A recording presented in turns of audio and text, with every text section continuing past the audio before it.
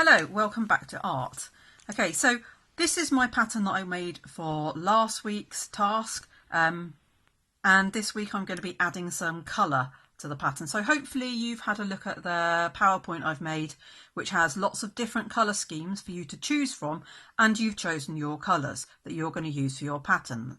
Remember, you can also add to your colour scheme. You can add black or white, or even both, but don't add any more than that.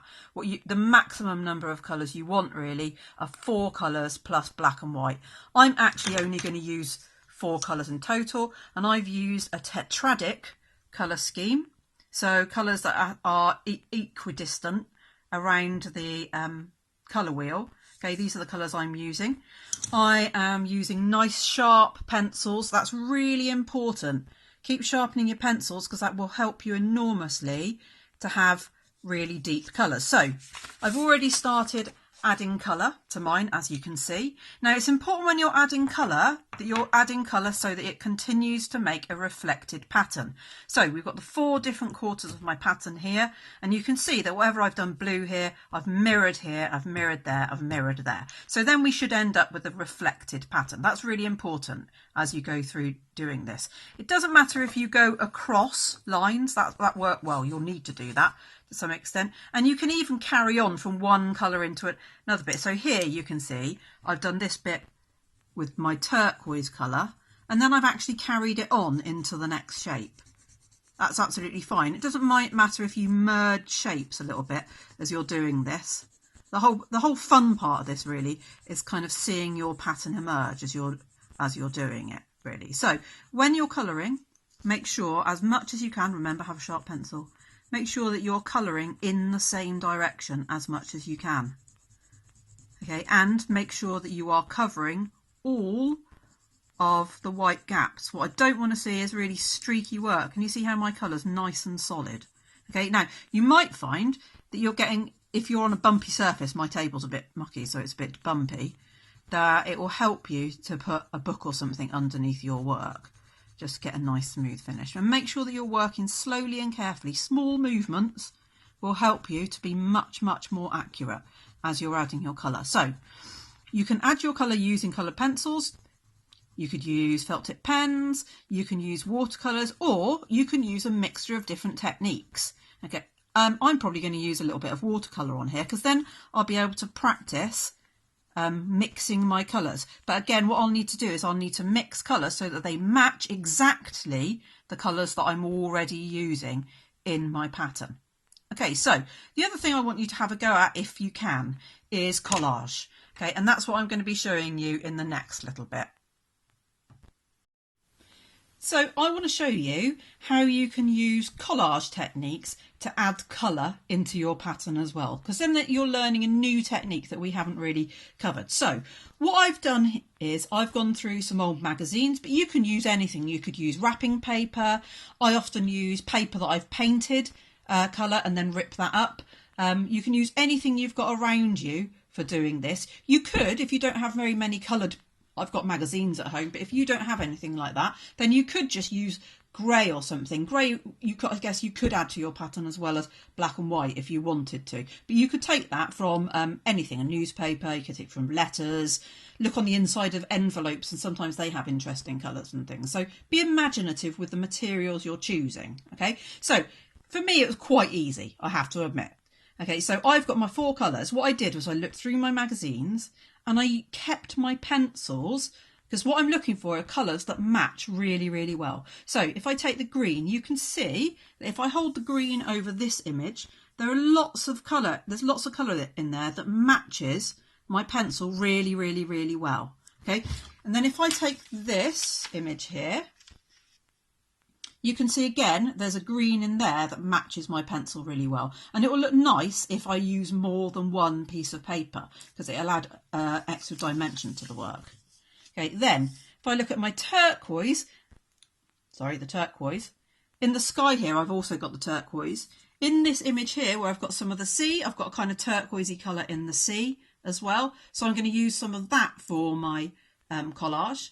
And then in this image that I found that there was a really good purple with a nice kind of netting pattern on it that will match my purple really well. So those are the colours that I'm going to be using in my collage part of this. Now, if we go back to my actual piece, you can see that here I've ripped up the turquoise paper into some really small pieces.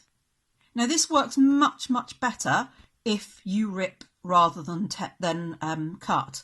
If you cut with a pair of scissors, you'll get very neat edges, and that will show up more when you're doing your collage. Okay, so I would suggest that you rip rather than cut, and you need nice small pieces. You can see that I've got really small pieces. I'm going to be collaging this area here, so you can see I'm going to need really small pieces, and some of them are going to need to be even smaller than that. So you can spend a little bit of time ripping your paper up, and you will also need some glue. You can use Pritt Stick for this, and I'll show you how to make sure you can do that. Or if you've got PVA glue, that works brilliantly.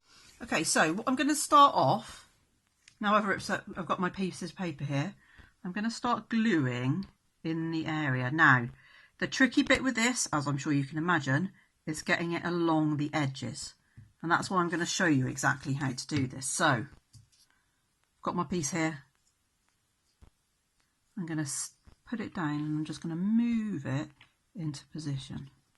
Okay, then, now you've got to make sure that your pieces of paper slightly overlap. So what I normally do is, whoops, I get my piece of paper on there and just kind of slide it across the top of the glue, so it's got good cover of glue on it, and then I can put that down into position again along that edge there. What I'm looking for when I'm choosing my pieces at the moment are nice neat edges. So, whoops, you will get gluey. You might need to keep washing your hands when you're doing this. You should be washing your hands anyway. Okay, and then get it down into position. Make sure it's overlapping all the time. What you'll find is if you have used ripped paper, like I've advised, the bits where they overlap don't notice as much. Whereas if you use cut paper, which I don't advise, you'll find that the edges will notice quite a lot. Okay, so I'm going to carry on doing this bit, try to fill some of it in, and I'll show you how I'm getting on in a little while. Okay, so I've done quite a lot of my collage now on here. I've collaged all around this whole area here with the kind of purple, green and the blue. I've collaged the spots, and I've collaged some part on the side there. I'm also, after I've finished the painting, which I'm going to do now, I'm also going to collage these sections here. The rest of it I'm going to do with watercolour. Okay, and the key thing here is I want to try and make sure that I'm matching my colours as accurately as I can. So I'm mixing the colours, and that's what I'm going to show you right now, is mixing the colours and then applying it. So I'm going to do this section here where it's a really pale pink. I've already started on a few of them. So I'm using this red. It's quite a warm red, kind of an orangey red. Okay, and those of you who I teach regularly will know that what I normally do is I use a piece of scrap paper as my palette when I'm using watercolours. So I've got a little pool of paint there. Okay, and I can keep testing on this paper and matching it to the colour on my picture, and that's probably about right now. So now I'm going to start to apply it in here. I've got quite a small brush, but the key here is not to push your brush all the way down. Don't have too much paint on your brush. Just going to go into the corner here with the tip of my brush, just keeping my brush up. I'm not pressing it all the way down, and I'm pulling the paint back out from that small space. Now, your paper, if like me, you're using printer paper, you're going to find it'll go a little bit wrinkly when you paint with it. Don't worry about that. It will dry a bit flatter once you've finished. Okay, so now I'm just going to finish this bit off. Again, into the corner with the point and pull the paintbrush back from there. Remember, use your paintbrush in the direction that bristles. Don't try to do it on the side. But brushes aren't designed to be used like that. They're designed to be pulled along like this. And then you have a lot more control over how you're painting it. Okay, so those bits are done. They look a bit dark at the moment, but that's only because the paper's wet. Once they've dried, they should be absolutely fine. Now I'm going to move on to these two sections here, tried to match this purple in here, and you can see over here I've already done that, and I think I've matched that quite successfully. It looks pretty much the same colour. The nice thing about watercolours is that you can layer them, so if it comes up too light you can wait for it to dry and put another layer over the top to make it a little bit darker. So this time I'm going to use this red here because there's a bit more of a pinky red, okay, and I'm going to be mixing a purple, so I'm going to need to mix red and blue together. Now I'm starting with the red because you should always, when you're mixing colours, you always start with the lighter colour, because then you've got a lot more control over your mixing. So I'm mixing it up nice and strong this time, because not too much water, mixing it, rubbing it onto the paint quite a lot because I want quite a strong colour. Then I'm going to put some of this blue in, this quite dark blue. See how that goes. It's probably a little bit too red still, probably just need a little bit more blue in there. Okay, and then again, I'm just going to compare it to my paper. Now at the moment, let's just get a little bit of water in with it. I think that's probably a bit too blue now. Let's get a tiny bit more red. Which is probably going to be too red again now. Yep, tiny bit more blue. Okay, I think that's pretty good. Okay, so now I've got some paint there that I can keep coming back to. So first, I'm going to paint around the edge of this shape. Remember, turn your paper, it will help you. Okay, so if I go round the edges first, really carefully, then that allows me to go back and paint the middle really easily. If you find that when you go up back to get some more paint that's dried up a bit, just mix a tiny bit of water into it. And you should have enough to carry on. Okay, so I'm just going to quickly do the last bit. And then once I've finished this, I will make sure I show you the finished article so you can see how it comes out. And I will have a good mixture of different materials on here. That's the whole point. I want some colour pencil, some watercolour and some collage. So I'm practicing using different things. So you don't have to use the same materials, of course. You could use felt tip pens. I wouldn't use things like oil pastels because they'll be a bit too clumsy for this. But watercolours, felt tip pens, coloured pencils and collage will do really, really well. So now the only part of my design I need to finish off are these little spotty bits here, which I'm going to do with the green colour. So I'm going to be mixing that up. I've changed my water, so I've got clean water. Remember that dirty water will give dirty colours, so keep changing your water regularly. So now I'm going to start with this. This colour is called Ochre. It's like a browny yellow colour. It's a very useful colour in painting. Okay, I'm mixing it up. Remember, I'm going to need it quite a strong colour for this. So I'm mixing it onto the paint for quite a long time, so I get a nice deep colour. Again, I'm using paper to dry my colour out. I'm going to get a bit of this green.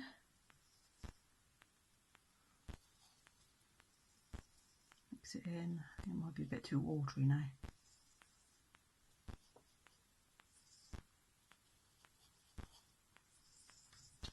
I'm just going to compare it. It's a bit too green at the moment. Needs a bit more of the ochre in it.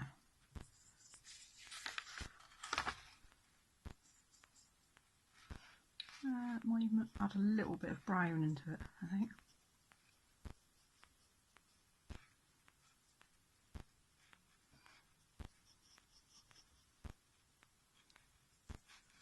Just get it close to the colour. Perfect. Okay, so once again, paint around the edge of your shape using the tip of your brush and fill in the middle. Now, what is really important if you're using watercolours is if you're going to paint a colour next to another colour that's watercolour, so this part here and this part here are both painted with watercolour, I have to make sure that those two colours are dry before I paint the bit that's next to it. because otherwise what will happen is the colours will just bleed into each other and you get a horrible mess. So if you're going to paint a piece, a section that's all right next to another painted section, you've got to make sure that the first ones are dry first. Okay, so I've left this for quite a long time actually, about half an hour or so to dry, just to make sure it's dry before I come back to it, because otherwise all my hard work would be for nothing really. It would just look awful, be an awful mess. So I've finished my pattern now. Okay, completely finished. Can't wait to see how yours look when you do yours. Don't forget that once you've finished doing your patterns, photograph it and send it to me. You can do that either by on Instagram at instacabart, or by uploading it onto OneDrive and sharing it with me at hannah.copcut@clf.uk.